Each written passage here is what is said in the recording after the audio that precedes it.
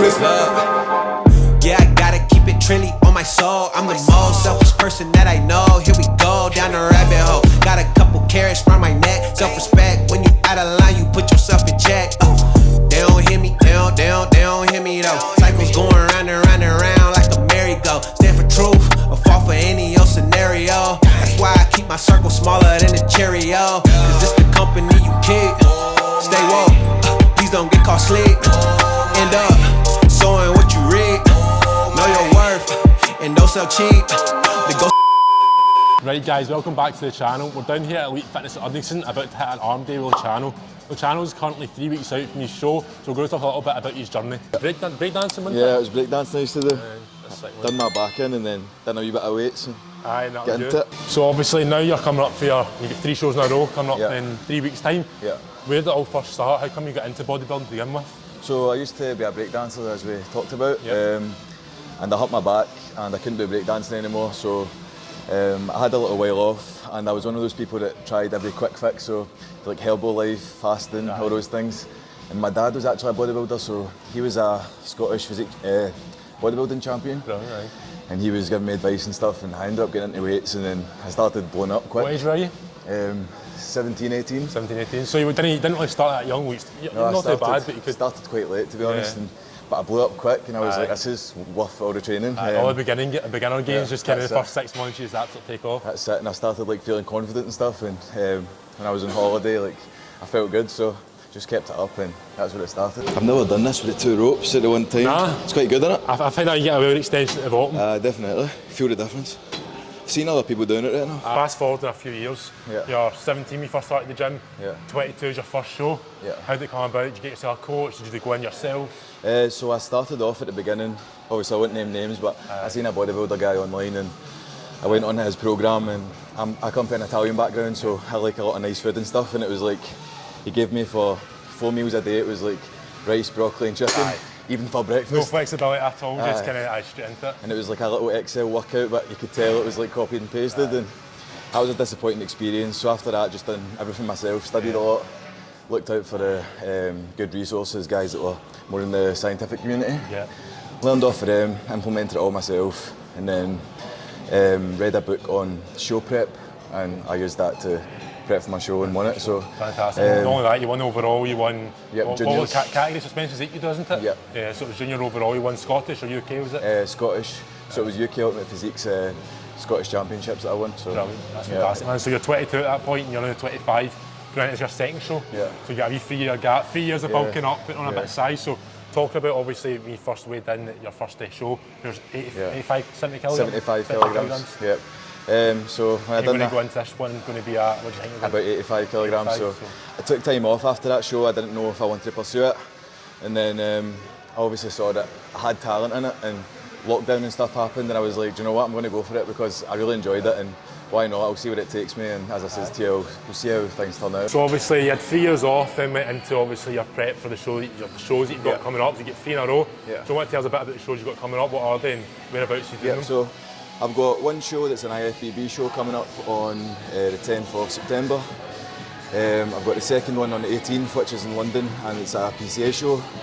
And then in Birmingham is the third one, that's an Arnold Classic. So I'm going to be doing that. And I think I need to qualify first in London to be able to get into that, so we'll see how it goes. Definitely put on too much body fat for my bulk, so something I'll avoid next time. A 3-year bulk is going to happen, isn't it? That's it, So lockdown, I lost a lot of weight, stopped eating, just wasn't the best mentally and stuff, and that's why I got back into it, but I ended up just putting on too much body fat, and but again, I'm seeing this all as a stepping stone rather than this is the end goal, so something I'll take on to next year, no put on too much body fat, and for next year's prep I'll prepare even better, but I'm still happy with the way things are going. Good, so what do you think, so obviously from your first show, 3 years off, going to your second show, and obviously your third and fourth coming up in the coming weeks, what have you learned, and kind of what would you advise people doing going into shows that maybe that mistake you made in the first time round? The mistake I made in the first time round was not posing properly. So I waited to 2 weeks before my first show to do the workshop that was on posing, because I didn't want to build any bad habits or anything. I wanted to wait to the workshop, and then used me as an example for what not to do at the posing workshop, and that motivated me before the first show to then practice a lot and I ended up being well known in that show for the posing. So Brilliant. I think that's what made me You stand put out. dancing in your posing, didn't you? I was going to Because I say used to break dance and I incorporated a bit of that in. And then they says like one of the main reasons I won wasn't just the shape and the condition, but it was more so how I presented myself. So it's a show at the end of the day, you need to like, put a show on for it. I've noticed like people can have the best physiques and everything, but if you're going on the stage and you're looking stiff and you're looking angry and you're trying to just look big, and that's not what men's physique's about. It's about looking good, try and pose relaxing. and smile at the same time. I don't know how you do that. I'm just Exactly. squeezing too hard. Yeah. So for men's physique, anybody that's want to do men's physique, I would just suggest relax. Like you're there to look good rather than be the biggest guy.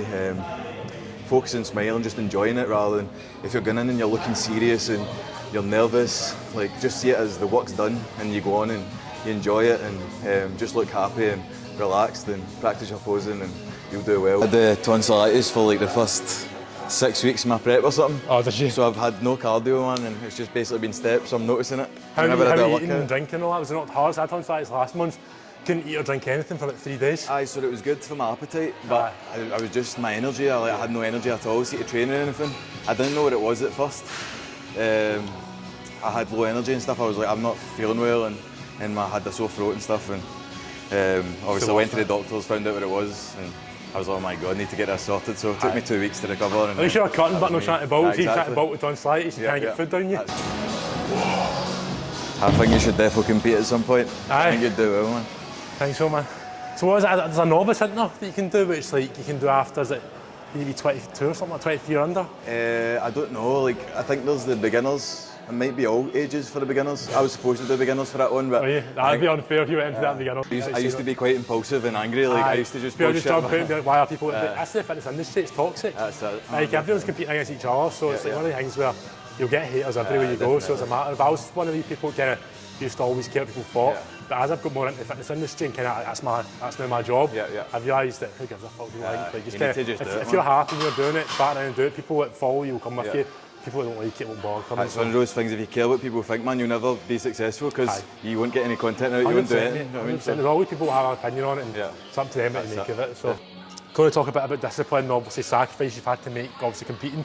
It's not as if it's just a lifestyle you can just go, oh, I'm going to go and compete. You have to make serious changes to your lifestyle. So what did you kind of feel impacted like the most? Obviously, was it going out with friends? Was it like work? How was it? So I feel the biggest impact on my energy levels, of course.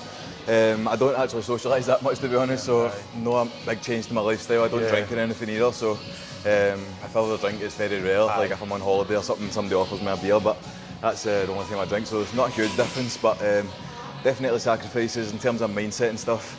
I do feel as if I need a total change in mindset. Usually I think anybody in bodybuilding not get the best confidence, but I think when you're going into a show you need to be overly confident and just kind of bullshit yourself into believing you're the best, because as I mentioned before, that show's on stage, so that's be my mindset is.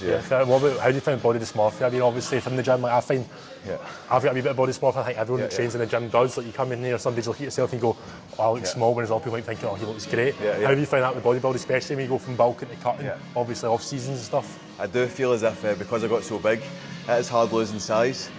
Compared to a lot of other competitors and stuff, I have noticed that I don't have the same issues. Like if I downsize or anything, I find I'm okay. I don't bother that much, but I do find it's a huge issue for other people, but I deal with it quite well. But I do notice that because you've set a certain standard for yourself, whenever you go away from that, it can become difficult. I find it more difficult now than I did at the beginning. I care more now about the changes in my body than I did when I first started.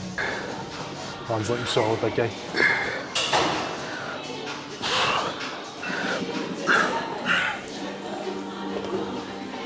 Growing the delts, the game changers to looking fucking huge in it. Definitely. That's one thing I neglected for ages, my rear delts. Or even probably my side delts as well. I didn't really like focus on them as much, but that's probably the last 6 months. My plan is like my push days, like chest with like side delt focus, or rear delt focus, all that sort of stuff, and it's really brought them out the last couple of months. So that's been a kind of game changer to my physique in the last. That's what I was going to mention there for men's physique. Side delts is a main go-to one, definitely. So what is it, men's physique? Obviously you got the board shorts, so they come into here. Are calves included, I take it, obviously? Calves included, So that's how that'd be skin up then? No, you'd be fine, man. You've got a lot better calves than other people in men's physique. I think a lot of the guys that do men's physique maybe naturally don't have big legs, so that's why they end up doing it. But their upper bodies are okay. But so what sort of men's physique athlete do you look at? Do you look at Andreas? Is that his name?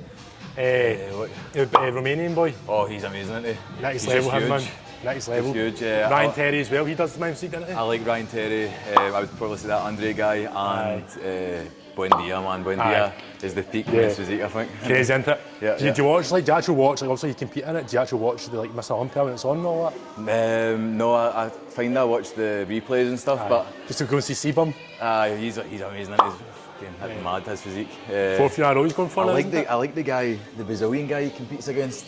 I think his physique's actually slightly better, but I think he's got a height Seabum, doesn't he? So just looks amazing. I think again comes down to marketing as well. You could have a better physique, but if you market yourself better, if you got a better look, then I think that all plays.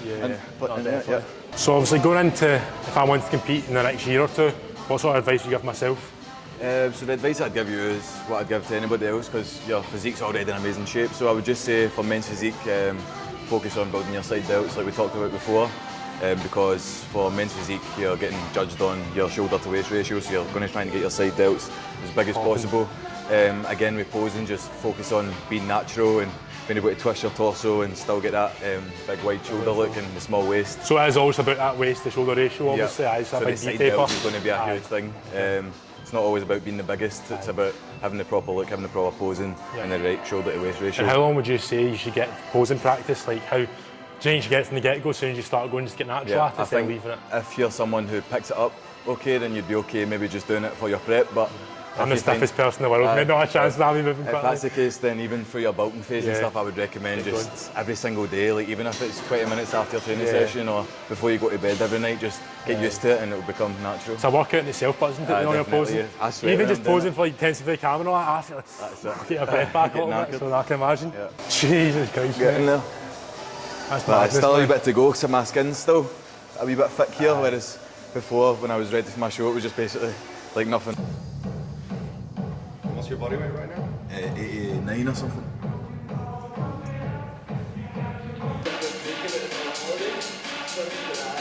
Hey guys, that's a wrap of today's session with Luciano. He's currently 3 weeks out from his show, so make sure you stay tuned. Where should they check you out to obviously keep updated? On Instagram, I'm at Luciano96_. We'll make sure we tag him as well, so make sure you keep updated with that and competing something that I might do in the future, so stay tuned as well.